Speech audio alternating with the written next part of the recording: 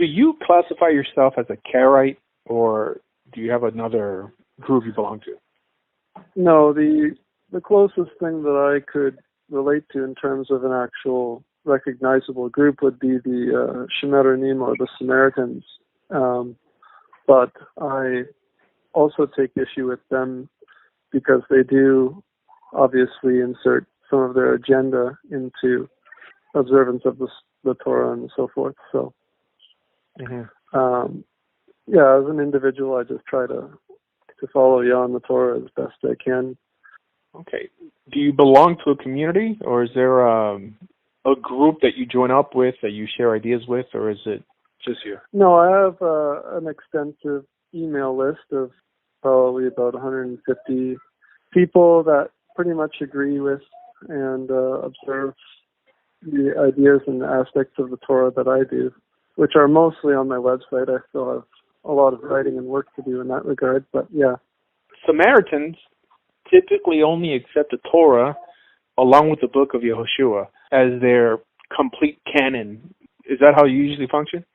The writing of Yehoshua or Joshua is not actually in the Torah, as we know. The text that they go by, which you can easily get, is the Torah Jewish and Samaritan versions compared by Mark Schulfen. It's got both of them on either side in Hebrew or Hebrew for you to read and compare, which is very interesting when you compare it with the Septuagint.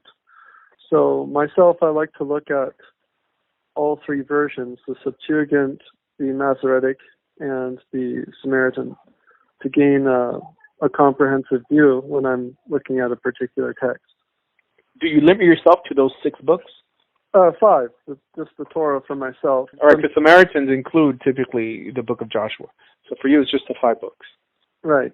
Okay. So currently, there are around 250 Samaritans living in Israel, in this place called Har Bracha. And a lot of them are suffering from health problems because they haven't married outside their group. There's a lot of diseases that are prone to people who intermarry for so many generations. I think they're even known for wearing fezzes. I think they adopted this during the Ottoman Empire. Right. But currently they're a very insular group. Now they're considered Israeli citizens. I would say the vast majority of Jews do not consider them Jewish, although it's really a debate among some rabbis. I mean, clearly the Rishonim, during the Middle Ages, those rabbis did not consider them Jewish. According to Jewish history, they did convert. They're known as the converts of lions, or those who converted because of lions. I'm not sure if you're familiar with that story. No, that's new to me. First of all, Jewish history teaches that they're the descendants of Assyrians that were placed there by Sennacherib after the destruction of the northern territories. One popular practice that this kingdom, the kingdom of Syria specifically, had was that after they would conquer a location, they would replace its inhabitants with people from nations that were conquered by Assyria themselves. Some of these individuals may have had Hebrew roots, but most did not. So because they were placed in the Holy Land and they were not keeping the Torah's commands, lions would break into their camp and kill them by the hundreds and thousands till they converted. So the rabbi said that the reason they converted was to keep the lions from killing them. But they were seen as insincere converts, as converts who just converted just to stay alive. But that's why they're considered people who converted because of lions. There's another negative history with the Samaritans, especially during the time of Alexander the Great. They tried to get Alexander the Great to destroy Jerusalem. And there's a whole story that Alexander the Great had a dream where he saw Simon the Just, Shimon the Tzaddik, in his dream. Every night he would see him in his dream, and then when he was invading Jerusalem, the person he saw walking towards him, coming out of the gates of Jerusalem, was this same individual, the high priest of the time, Simon the Just. He said, "You're the guy I see in my dreams every night." He said, "I'll give you anything that you want." Shimon the Tzaddik said, "Give us full permission to destroy the Samaritans." And he granted it, and he didn't attack Jerusalem.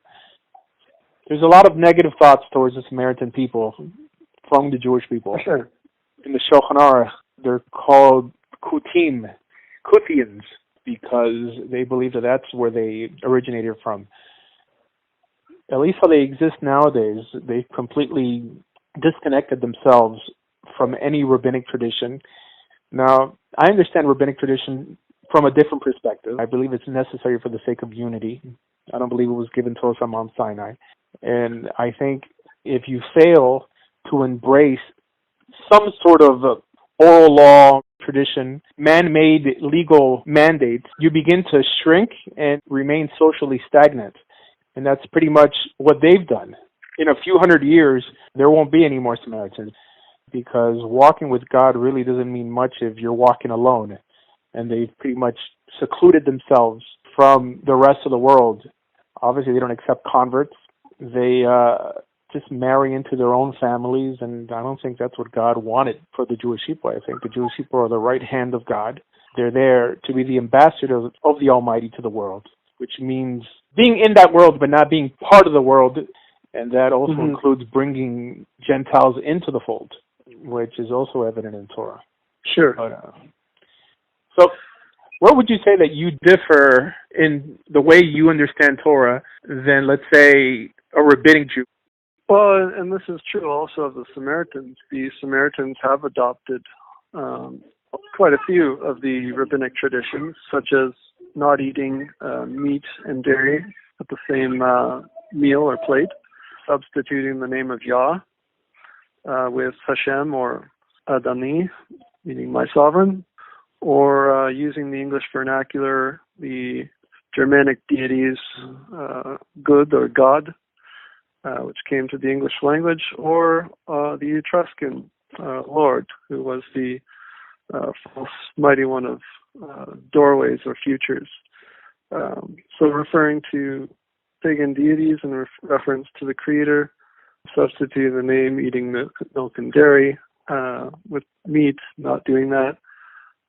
Also slaughtering the Pesach. They do not have the priesthood active, nor is there the tabernacle of Yah at Mount Gerizim as it used to be. I do agree with them that they read the Torah at Mount Gerizim every year, as they were commanded to do. We were commanded to read the curses from Mount Ebal and the favor from Mount Gerizim.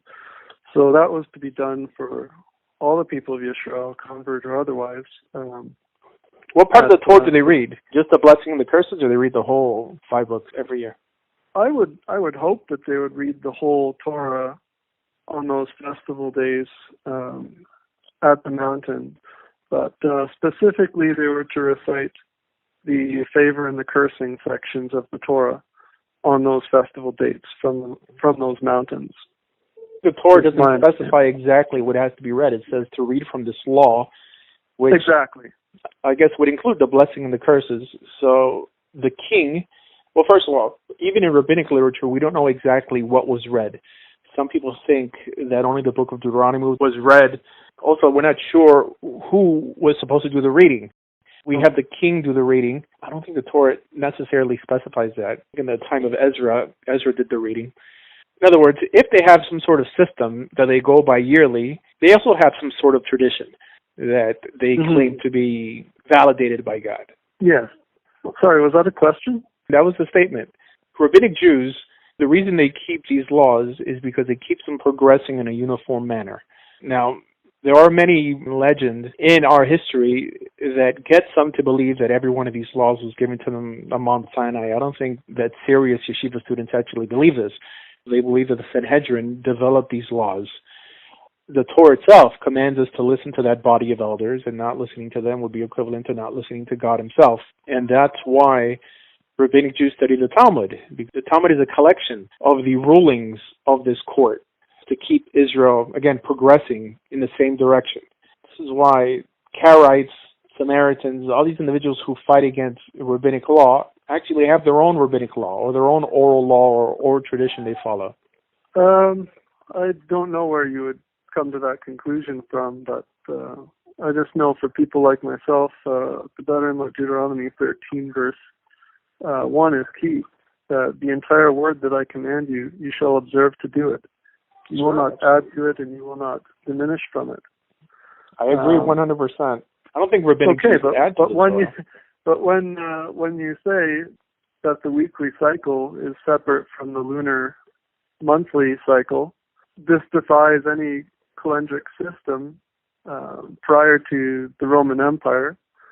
And eating meat with your dairy and saying that there is a command according to the Torah against that is incorrect, as well as substituting the name of Yah with Hashem or any other term. Let's go in order.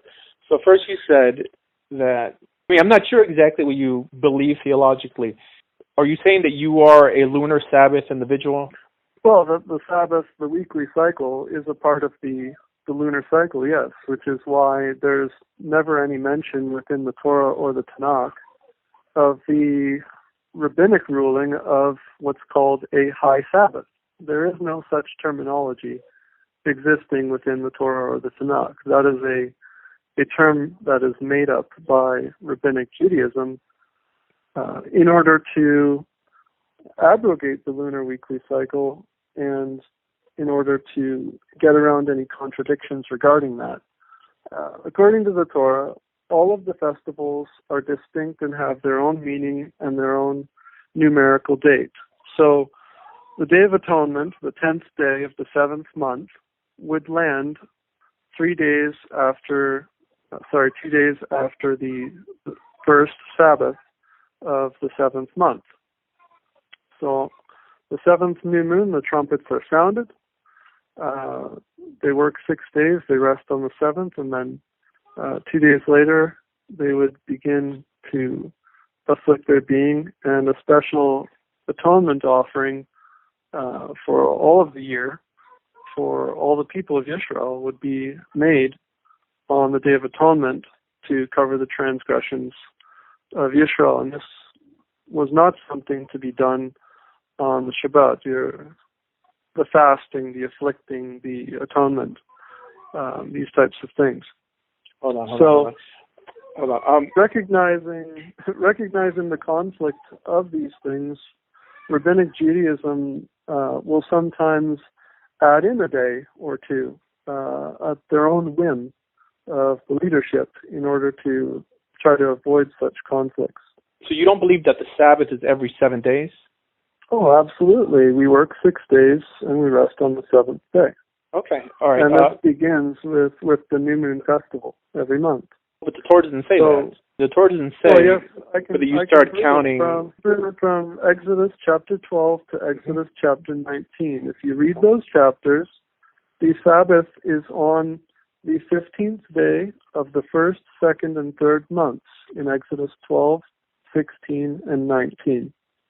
And I can prove that numerically from those chapters. Now, according to the Roman calendar, if you look at any given Roman month, your numerical dates for the Sabbath will change every month. So, for example, looking at this month's calendar, your Sabbath on the Roman 7th day is 9, 16, 23, 30, and next month it will be 7, 14, 21, 28. The month after that. I actually have a video called Disproving the Lunar Sabbath where I show that the only way you come up with those numbers is by adding a festival day, claiming that the first of the month should be celebrated as a day of no work. But anyways, isn't the whole notion of even calculating months by the new moon a rabbinic invention, i.e. a post-Torah invention? No. In fact, the very first new moon that we have is recorded in Bereshit, where Yahuwah said unto Abraham that the month of Abib was to be the first month of the year. So they were observing the lunar cycles as well as the harvests, and all of the festivals are based on the lunar cycles in line with the harvests that take place in those particular lunar cycles. What's the word for moon in Hebrew there? Sorry? What's the word for moon in Hebrew? Because as far as I know, the whole notion of spotting a new moon to establish a month was decided by the elders after the Torah. Well, then how do you suppose that the Babylonians or the Egyptians or the Hebrews or anyone back in ancient times understood a weekly or lunar cycle, if not by the moon? Thought that you were against following pagan nations and how they did it. Nowhere in the 5 books of Moses does it tell us to follow the moon.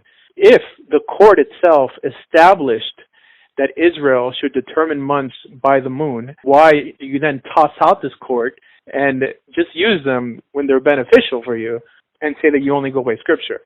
In other words, this same court who did not determine the first day of the month or the first and second day of the month as festival days also would determine whether we keep a perpetual Sabbath, so whether it's the first or whether it's not the first. In other words, you can pick and choose if it comes from the Sanhedrin, especially in terms of spotting the new moon. If that portion comes from the Sanhedrin, well, then you also have to submit to their other teachings regarding the calendar. Well, I submit to the Torah. It says clearly in Leviticus chapter 23 what all of the festivals are and how to determine them. Nowhere in Torah does it tell us to spot a moon. Only the rabbis tell us to do that. In other words, not rabbis of 20 years ago. All the way from Moses, the elders, those who sat in the court, the Almighty told us in Deuteronomy chapter 17 that the elders are sanctioned and validated by Him to interpret Torah, to tell us what the law is, and we shouldn't stray from the right or to the left. So if the Torah doesn't tell you to spot the moon, why do you spot the moon? Because that's how the festivals are determined. There are some things within the Torah that are not said verbatim. For example, the Torah does not say, don't light a leaf and inhale it. Don't smoke. But yet clearly, according to the Torah, our bodies are His dwelling place. He wants to dwell within our hearts. His breath is within us, His ruach, and we are not to defile it. I would love to see an autopsy of a priest who walked all day in rooms of incense and see their lungs. But so the Torah doesn't say that every first day of the month is a holiday. You have to believe it's a holiday if you're going to count 7 days from it. Nowhere in the Torah does it say you can't work on the first day of the month. Well, I'm just saying that the weekly cycle was determined by the moon up until the reign of Davidic Judaism under Roman Empire. And that is clearly exemplified in archaeology. Found bone fragments as well as pottery. I don't think there's any bone fragments or pottery that. Oh yes, absolutely. That justify archaeology. A lunar Sabbath. They've recorded. Yeah, they used to record their dates numerically by the lunar cycles, according to archaeology. So only went by the month.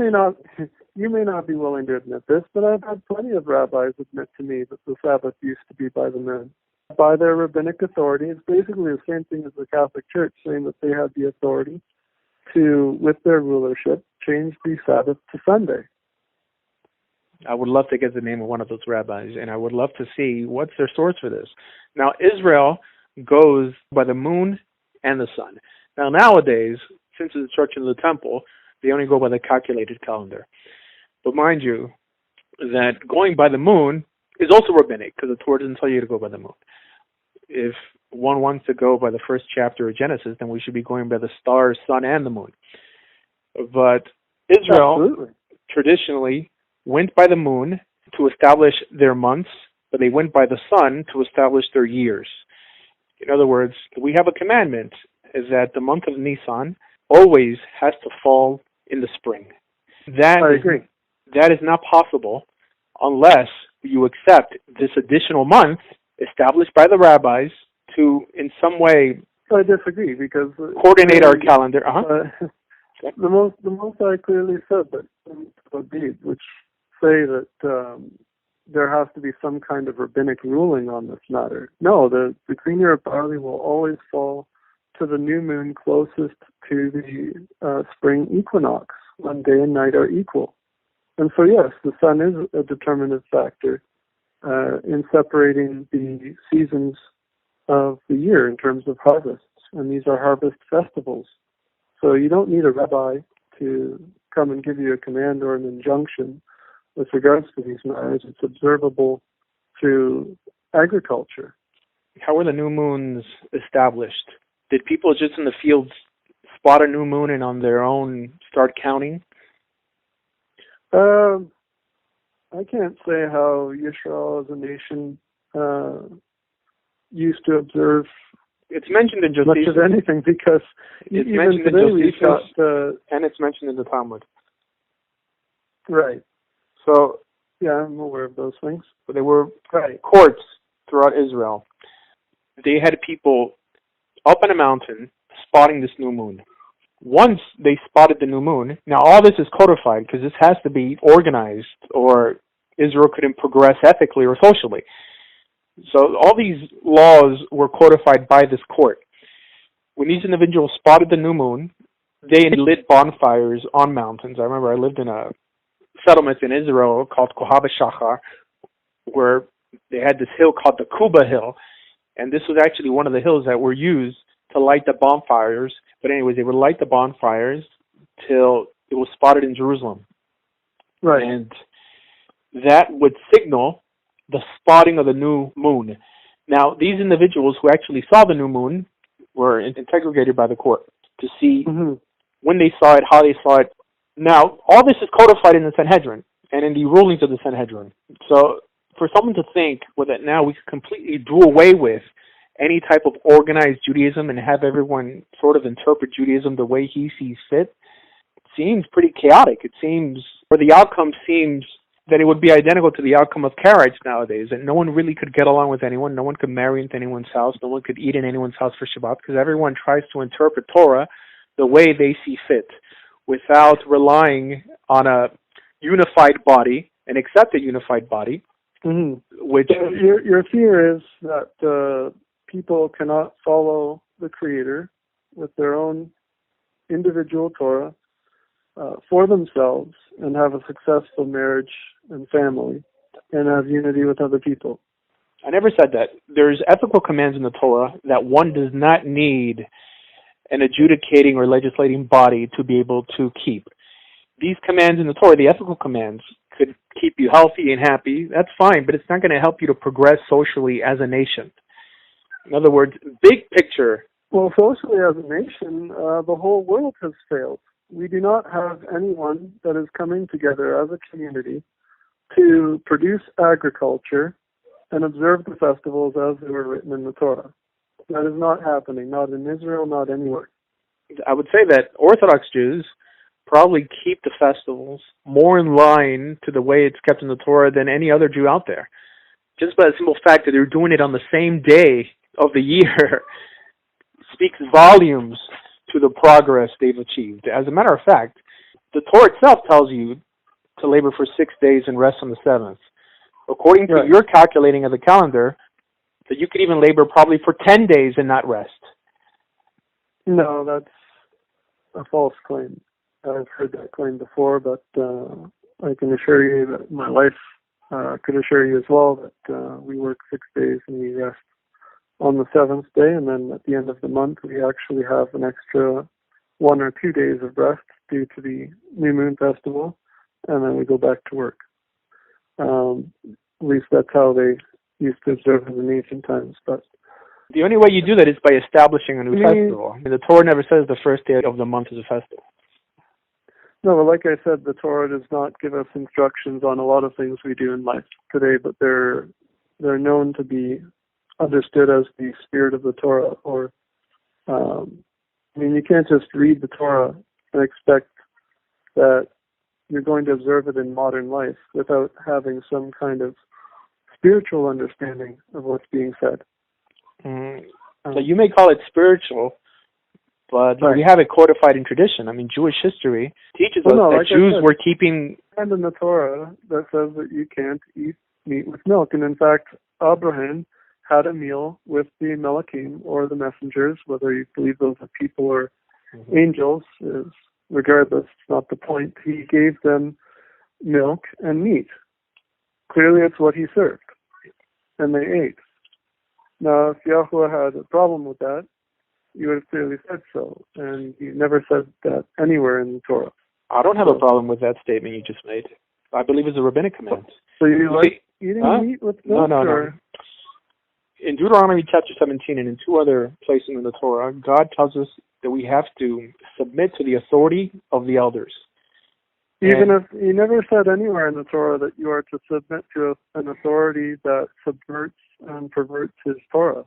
I don't consider this a perversion. I'll give you time to list an actual perversion of a verse in Torah. If this court develops a law and does not call it a Torah law, but calls it a rabbinic law, in other words, throughout the Mishnah, throughout the Talmud, these rabbis go out of their way to make a distinction between Torah law and rabbinic law. Now, sometimes some traditions arise that consider some rabbinic laws Torah laws. For example, if you ask the average Jew, they'll tell you not mixing meat and dairy is a Torah law. But ultimately, it's understood on a rabbinic level. It's transmitted to this court. However, because the Torah itself tells us not to stray from the right or to the left of what this court instructs us, the same court that told us to establish our months via the moon, because the word Chodesh doesn't mean month, it means a renewal. From the word Hadash, the word Yoreach means moon. And Yoreach in Torah does not appear associated with the calendar. But anyways, it's this court. It's this court. Admit, though, that Hadash refers to the moon cycles. Right. That's how you determine your festivals. No. So in retrospect, I don't see why you're arguing with that. I'm not arguing with you. I'm glad that you're going by the moon. But we have to know where it came from. If it came from a court that established this as a law, this is the same court that told us that there's a law not to eat meat and dairy, and God told us to listen to this court. Now, mind you, if they call a rabbinic law a Torah law, then they're adding to the Torah. But if they call their laws rabbinic and they keep them in the rabbinic realm, then it's fine. They're building fences around the Torah. No one's going to say that if someone accidentally breaks a rabbinic law that they're breaking a Torah law. However, if they rebel against this court that was established by God, then they'd be over on the mitzvah of lo tasud, of the command of not to stray to the right or to the left of what this court instructs us. People read the Talmud, they read the Targums and so forth, and they believe, much like the Seventh-day Adventists believe that Ellen White was a prophetess, they'll read those writings and take it literally as if the Most High had spoken it. For example, Targum Yonasan. And I'll just read, although I don't like using these terms. And God said to the ministering angels who had been created on the second day of the creation of the world, let us make man. When Moses wrote the Torah and came to this verse, let us make, which is in the plural and implies that there is more than one creator, he said, Sovereign of the universe, why do you thus furnish a text for heretics to maintain that there is a plurality of divinities? Right then, God replied, whoever wishes to err, let him err. Instead, let them learn from the Creator who created all. But when he came to create man, he took counsel with his ministering angels. Midrash. My point is, people read these things, these Targums, and they think that this is literally what the Creator gave to them, and thus they are producing... You're 100% correct. Since their second Torah. Anyone who views it like that is clearly sinning. And I think that the rabbinic Judaism that you don't believe in is the same rabbinic Judaism I don't believe in. In other words, okay, I only... I understand where you're coming from, but that is not Orthodox Judaism. Well, you're I'm glad that you feel that way, because it shows... your own kind of variant on it. Like almost any Karaite I discuss Torah with, and I know you're not a Karaite, their whole beef is with what Judaism has become, this distortion. But this is not how real Torah scholars view Talmudic literature. Everything we believe has to be justified by Torah. And when I say by Torah, by the 5 books in the Torah. The only portion in the Torah that authorizes any form of addition is through this court, and it's not even in addition to the Torah. It's just to help us live and progress as a nation. That's it. There's a distinction if you break a rabbinic law than if you break a Torah law. There's even a rabbinic principle that if there's a question on a rabbinic law, you always have to be lenient on its execution. If there's a question on a Torah law, you have to be strict because that's directly what came from the Almighty. So I think the Orthodox Jews you're familiar with are probably Chabad and Breslov and these Hasidic Jews that consider everything, even the words of their Rebbe given on Mount Sinai. This is what they teach. Now, this will get anyone who's familiar with Scripture furious because we have 2 commandments in the Torah not to add or take away from it. Now, right. I'm big on that. But if someone, even Karaites themselves have their own oral tradition. Of course, they don't believe it was given from Mount Sinai, but they believe that it's accepted, it's established, and instead of calling it oral law, they call it tradition. For example, I saw this Karaite give a lecture on YouTube on how Karaites in Israel, they don't eat shawarma. So the reason they don't eat shawarma is because of the fat that's put on top of the shawarma comes from the tail of the goat. And it's their tradition that is one of the prohibited fats that appear in the Torah. But that's their tradition. The Sanhedrin... But they don't have like volumes of writings, though, that people have to read to try and understand these oral traditions, though, which is my issue. I believe that 90% of the Talmud, and I think the average rabbi will tell you this also, is pretty much what you were describing. Midrash and Agadah, which is folklore and legend. All this hyperbole, all this symbolism. Now, some of these stories are very beautiful, but some of them are kind of silly, and they even contradict themselves. This is why in Jewish law we have codifications of law, like the Mishnah Torah, Shulchan Aruch, that basically extract all the binding applicable laws from the Mishnah and compiles them in one book. That are made up of many volumes, but it's ultimately one book.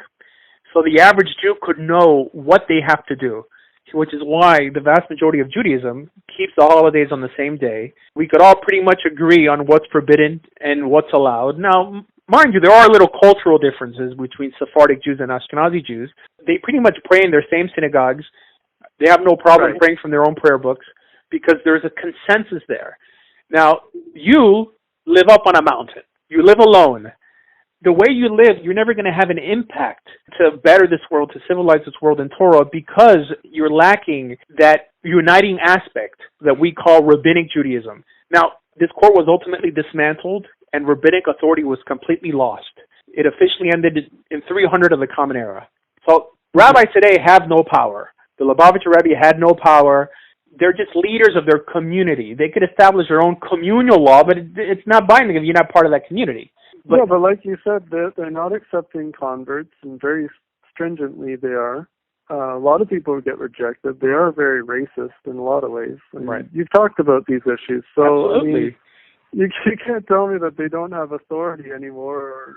I just said that the Rabbinic Judaism you don't believe in is the same one I don't believe in. I hear you. This is why I fight against these guys, because it's true, a lot of them are racist. They're making it impossible to convert. But this is not an excuse to break off and do your own thing, because it's going to make us less effective. Yeah, but my point in this discussion is that I only follow the Torah. The purpose of my website, thewaythemosthigh.ca, is just about following the Torah. And when you add in the writings of judges onward, there are a lot of contradictions with the Torah. You know, what things the prophets were asked to do, like eating feces. Right when you get into Judges, the first thing you come to is a guy who said that he will give to the Creator whatever comes to his gate, and lo and behold, it was his daughter, and he offers her up as a burnt offering. Right. The Torah is our basis, and everything else is commentary. Everything else has to point back to the Torah. Now, there are certain laws that appear in the prophets and in the judges that were clearly developed by some court that Israel still adhered to, like not buying or selling on the Sabbath. Now, there was clearly a ruling body back then that established these laws, and these are the laws that appear in the Mishnah. Now, if there's any rabbinic law that you think is actually unethical, I'd like to hear it. Now, I don't think your problem with Rabbinic Judaism is that they're necessarily unethical. I don't think you believe that they teach that you can steal on Tuesday and rape on Wednesday. I mean, it's on ceremonial issues. Well, I mean, one of the first commandments that we have is not to bring the name of Yah to ruin. Mm-hmm. And hardly anyone knows the name of Yah. I have no problem with people pronouncing God's name. And I'll tell you, I have a whole video on this. That's not traditional Rabbinic Judaism, though. It's because people don't know traditional Rabbinic Judaism. The Mishnah clearly says that one should greet his brother using what we call tetragrammaton. There's no issue with it. Now, mind you, there is somewhere else in the Talmud that says that you shouldn't pronounce it. But this was after the destruction of the Second Temple. There was a big shift. You have to acknowledge the contextual understanding how things changed between the Mishnah and the writing of the Gemara, which is later on with Babylonian rabbis. Once the temple was destroyed, the pronunciation ceased. In other words, people forgot how things were actually pronounced, which is why you pronounce Hebrew differently than I pronounce Hebrew. In other words, this doesn't make or break our religion. I have no problem with someone that wants to say God's name, or even say the word God. The Torah itself uses the word Baal to refer to the God of Abraham. We also know the Kohanim of Baal. The Kohen just means a priest. Only because a pagan priest is also called a Kohen doesn't mean that the word Kohen is in some way tainted. Well, that's a little different than terms like God, which was a specific name which the Assyrians used. In terms of English. Forget about English. No, it's Assyrian. English is a mix-mash language from various other languages that came before it. And Abraham or Hebrew is not. So, the term Baal, as you said, meaning a ruler or a master, you could apply that term, or even the name of Yah, to an idol. That doesn't make the name of Yah an idol. They have found archaeological idols that had the name of Yah in it, or the Tetragrammaton, as we talked about. That doesn't make the name of Yah impure. But what I'm talking about in terms of our language is that I would never refer to the Creator by the names of other mighty ones. Well, I'm just wondering, do you praise the name of Yah regularly, and do you declare that name to other people? No. Not out of some sort of religious conviction, but I tend to be part of the Jewish community, and I really try not to make riffs. I have a video saying that you're allowed to say it. Even the term Elohim in terms of Masoretic vowel pointing, clearly the letter Al was maintained in Arabic, in Allah, and Elohim is originally how it's pronounced, and in fact I know that some Samaritans pronounce it that way as well. So there's such variations in pronunciation. That's neither here or there. We even know that in the Hebrew scriptures it says that every tribe had their own way of pronouncing Hebrew. In other words, God knows what we mean before we even say it. I wouldn't make a riff over that. My point is that Rabbinic Judaism has affected your worship to the degree that you do not regularly praise the name of Yah or declare it to other people. So this is definitely a part of the Torah that we were supposed to do. Well, not really. The term Yah probably appears once or twice in the whole Torah itself. Well, I'm talking about the name itself, which is substituted over 4,000 times. And you're limiting the name by saying Yah, because Yah is not necessarily his name. It appears once or twice in the Torah, so why don't you say that Yud-Heh-Vav-Heh? So in other words, colloquially, you yourself even say variations of the Yud-Heh-Vav-Heh, or the Yud-Heh-Wah-Heh. So we shouldn't get stuck on such small things. This is small. In other words, you could become a full Orthodox Jew pronouncing the name, but just if it's going to offend other people in that instance, just be respectful. But you could tell people, in my house I say this name, that's fine. But to seclude yourself on the basis of a name, I don't think that benefits anyone. I think it benefits the Jewish community to have you part of that Jewish community. It ultimately hurts the Jewish community to have you secluded trying to understand the Bible by yourself.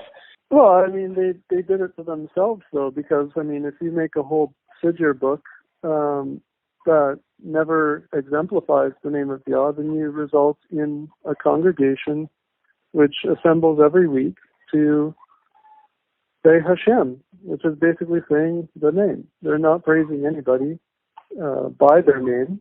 When I enter a place, I introduce myself by my name. People know me by my name. And that's how my reputation or my renown gets known, and what's attributed to that. So I think that when we introduce any Gentile or person who doesn't know the Creator, the first thing we need to introduce them to is the fact that, yes, we are created unique beings, and the name of our Creator is Yahuwah. And then this is what He has commanded us or given to us through the Torah. Where does the Torah command you to pray? Isn't prayer a rabbinic convention in itself? At least organized prayer? Organized prayer, yes, I would say so. So devotional prayer, you could say whatever you want, but to kind of look down on Jews who have a siddur developed by a court and say, I'm not going to pray with you in unison because you're not going to pronounce a name the way I pronounce it, it seems a little self-defeating. No, but I've been in congregations and I have pronounced the name, and then they shun you, or they ask you. Why would you do that? If the whole notion of a synagogue is rabbinic in nature. Nowhere in the Torah does it tell you to build a synagogue, correct? But they're reading portions of the Torah in praise to Yah, and while they're saying Hashem, I'm simply reading the Torah in praise to Yah. I think that you should give them the benefit of the doubt that the Torah does say that anyone who carries that name in vain is greatly punished. So they're very careful to the point that they even say the name. I mean, they say Hashem out of reverence. They don't do it in some divisive way. You should know that the translation, say his name in vain or bring it in vain, is not a correct translation. You know that. It clearly, you should not carry my name in vain, lo tisa. The actual text says you will not bring his name to ruin. And the actual word for ruin or destroy or destruction is used there. It says, don't carry his name in vain. No, I mean, that's not at all what it said. So we have some disagreement there, but okay. If you actually go back to the text and look at the original language, it says you are not to ruin it, to destroy it. And that can be done by misrepresenting the Creator in how you live. It could be done in how you teach the Torah to other people, or substituting his name with the names of other mighty ones, or not speaking his name and causing it to be forgotten or ruined, which is essentially, in my opinion, what has happened.